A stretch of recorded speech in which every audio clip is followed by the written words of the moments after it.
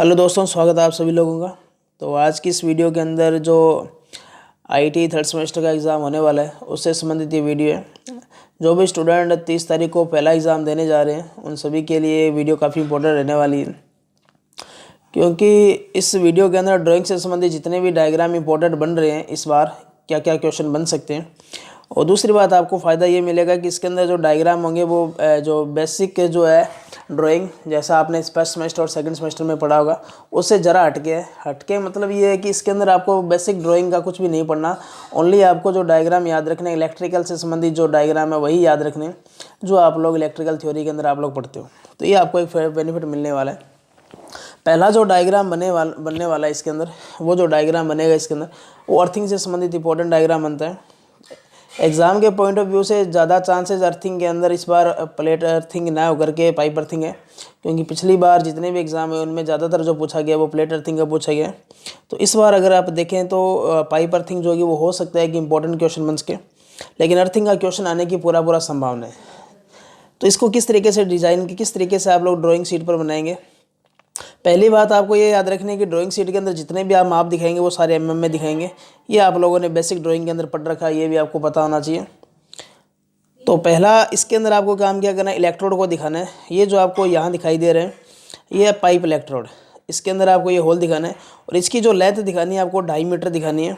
2.5 metre यानी कि 2500 mm दिखानी है, ठीक है। तो ये चीज़ आप थोड़ा सा याद रखेंगे। और यहाँ जो आपको ये होल दिखाई दे रहा है इसको आप 12 mm दिखाएंगे और इसके व्यास को प्रदर्शित करने के लिए आप फाई का इस्तेमाल करेंगे और 12 लिखेंगे।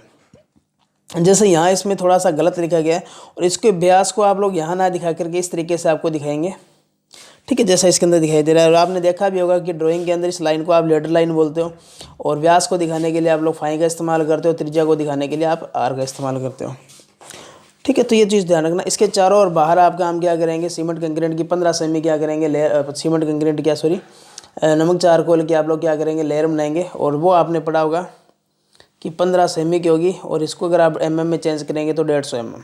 इसलिए मैं आपको बता रहा हूँ क्योंकि आप लोग काम क्या करोगे, यहाँ 15 सेमी लिख के आएंगे। एग्जामिनर इसी बात को पॉइंट ऑफ व्यू से नोट करेगा। तो आप लोग थोड़ा सा केयरफुली होकर के एग्ज़ाम दें ताकि आपके जो नंबर है किसी तरीके से एग्जामिनर काट न सकें। इसकी लेंथ अगर आपको, मैंने अभी बताया था कि 250 mm दिखानी है आपको, सॉरी 2500 mm दिखानी है। तो यहाँ इसके अंदर देखो ये लेंथ ऐसे काट के दिखा रखी है, तो आप ऐसा ना दिखाइए, इसको पूरा एक साथ ही दिखा सकते हैं, ठीक है। और इस पाइप का जो आप डाया दिखाएंगे, इस पाइप का अगर डाया दिखाएंगे तो वो 38 mm होगा इसका। जैसे यहाँ इसने देखो फाई पहले लिखा है, यहाँ सही लिखा है, जबकि नीचे इसने देखो गलती कर रखी है कि फाई को बाद में रख रखा है। तो ये थोड़ा सा आपको थोड़ा सा ध्यान रखना है इस चीज़ का, क्योंकि आप लोग पिछले साल जो थर्ड सेमेस्टर का सेकंड सेमेस्टर का एग्ज़ाम हुआ था तो उसमें जो स्टूडेंट काफ़ी फेल हुए थे, फोर्थ सेमेस्टर का एग्ज़ाम हुआ था उसके अंदर, क्योंकि इसके पीछे रीज़न यही था कि स्टूडेंट जो डायग्राम सीधा बना करके आए थे उनके बारे में जो डिस्क्रिप्शन देना होता है वो नहीं दे करके आए थे। फिर आपको ये जो पाइप दिखाई दे रही है, ये जो पाइप होगी ये अर्थिंग पाइप होती है, सॉरी जीआई पाइप होती है, जिसके अंदर आप लोग पानी डालने का काम करते हो। और इसका जो व्यास होगा जस्ट इसका आधा होगा, यानी कि वो 38 mm थी तो इसका व्यास होगा 19 mm होगा।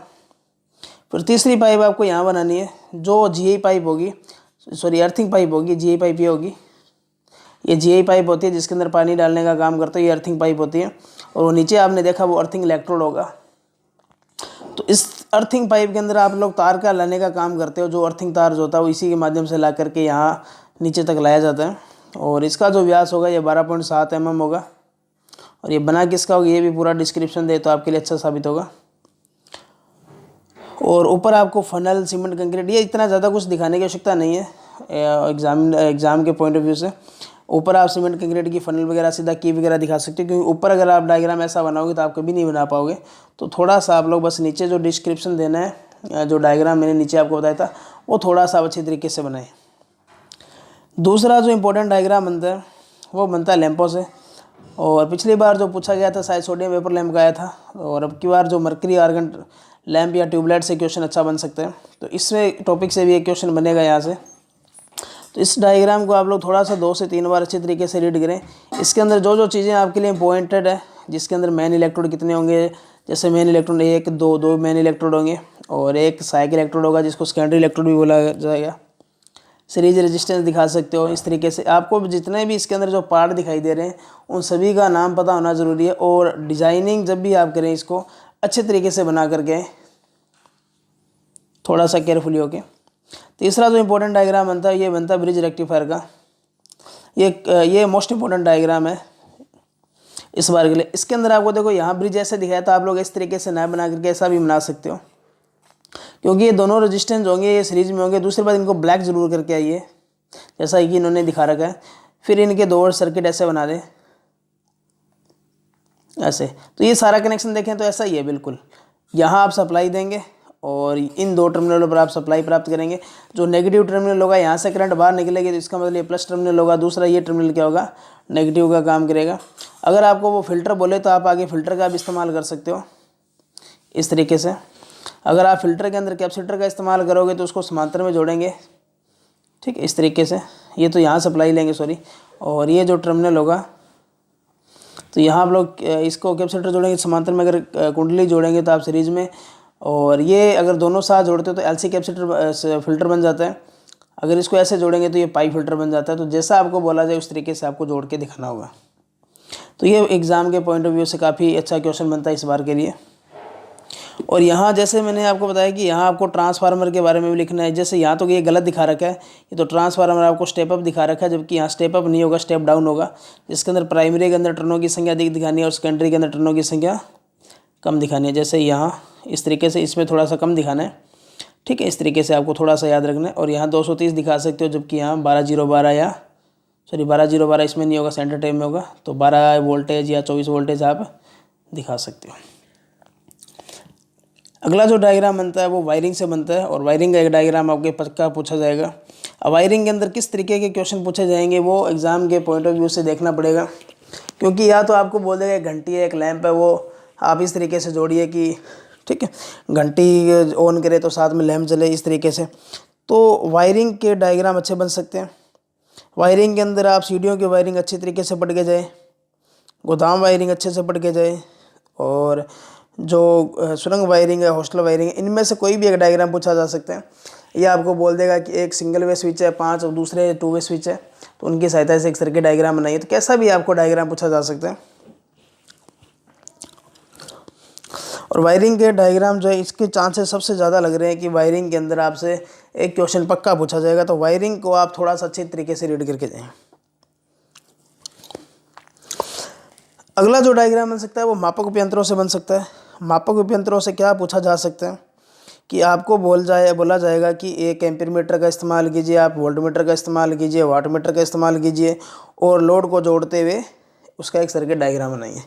तो इसको क्या ऐसे बनाएंगे, तो जैसे ये फ्यूज़ लगा दिया आप लोगों ने, इधर आप IC/DP स्विच दिखा सकते हो, ठीक है, इनको ऐसे जोड़ करके दिखाना है जैसे यहाँ दिखाया गया।